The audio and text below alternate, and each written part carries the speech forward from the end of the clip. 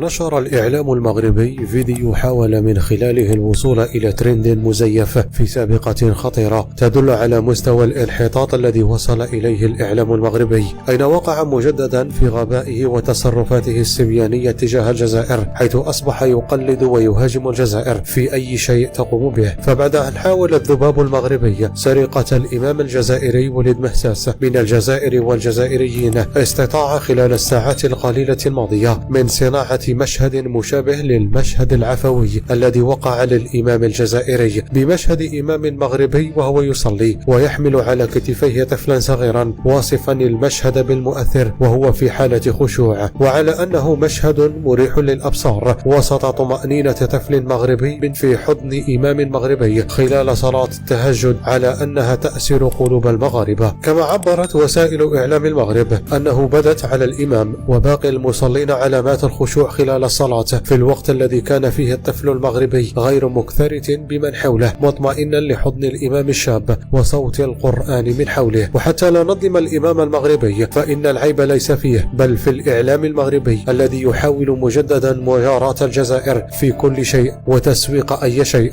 من شأنه أن يثبت أن المغرب هو الآخر حاضر في مشاهد دينية مثل ما وقع في الجزائر والمشهد الذي خطف قلوب الملايير.